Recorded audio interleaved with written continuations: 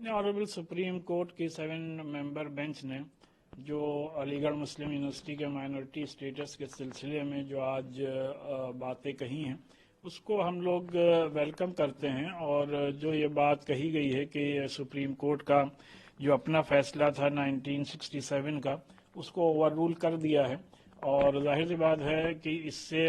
उसका minority character के खिलाफ जो फैसला था वो हम ये समझते हैं कि इस फैसले से वो फैसला ख़त्म हो जाता है। और इससे पहले भी सुप्रीम कोर्ट के सामने 1967 में बात कही गई थी कि अलीगढ़ मुस्लिम यूनिवर्सिटी को मुसलमानों ने अपने चंदे से और मुसलमानों के एजुकेशन के लिए ही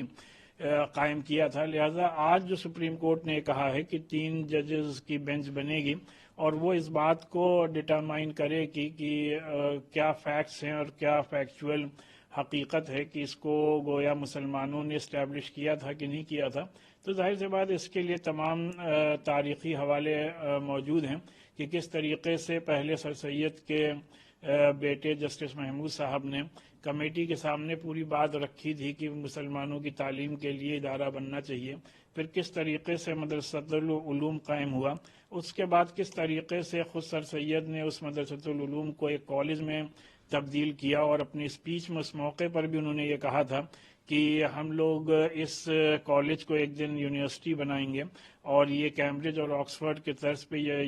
यूनिवर्सिटी कायम होगी। और सर सैयद ने ये भी बात कही थी कि हम लोग का मकसद इस इदारे को कायम करने का ये है कि हमारे मुल्क के मुस्लिम बच्चे साइंटिफिक टेम्पर अपने अंदर डेवलप कर सकें और बेस्ट पॉसिबल मॉडर्न एजुकेशन हासिल करके मुल्क की तामीर और तरक्की में हिस्सा ले सकें। लिहाजा ये तमाम जो भी हिस्टोरिकल फैक्ट्स हैं वो मौजूद हैं। तो सुप्रीम कोर्ट की 7 जजेस की खंडपीठ ने एक डिसीजन दिया है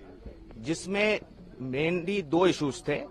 एक की जो 1964 का डिसीजन था सुप्रीम कोर्ट का, 67 का जो सुप्रीम कोर्ट का डिसीजन था अजीज बादशाह में, जिसमें एमयू को नॉन माइनॉरिटी इंस्टीट्यूशन करार गया था, वो जजमेंट गलत है और उसे एक्सप्रेसली बाय मेजॉरिटी ऑफ 4 जजेस टुडे वो ओवर रूल कर दिया गया है। और इंस्टीट्यूशन को माइनॉरिटी इंस्टीट्यूशन होने के लिए हमारे आर्टिकल 30, हमारे संविधान के आर्टिकल 30 के अंदर क्या टेस्ट है वो टेस्ट भी लेट डाउन कर दिया गया है। और क्या एमयू एक्चुअली माइनॉरिटी इंस्टीट्यूशन है उसके लिए एक छोटी जजेस की खंडपीठ अब ये इशू डिसाइड करेगी। लेकिन जिस तरह का टेस्ट दिया गया है वो बहुत एक्सपेंसिव टेस्ट है, ब्रॉड टेस्ट है, तो चांसेस काफी हाई हैं कि जो अलीगढ़ मुस्लिम यूनिवर्सिटी है वो इस टेस्ट को मीट करेगी जब भी वो बहस होगी, बट वो ऑब्वियसली डिसीजन सब्सिक्वेंट है। अजीज बादशाह में क्लियरली ये होल्ड किया गया था कि अलीगढ़ मुस्लिम यूनिवर्सिटी एक माइनॉरिटी इंस्टीट्यूशन नहीं है, तो इस वजह से वो आज जजमेंट ओवर रूल हो गई है।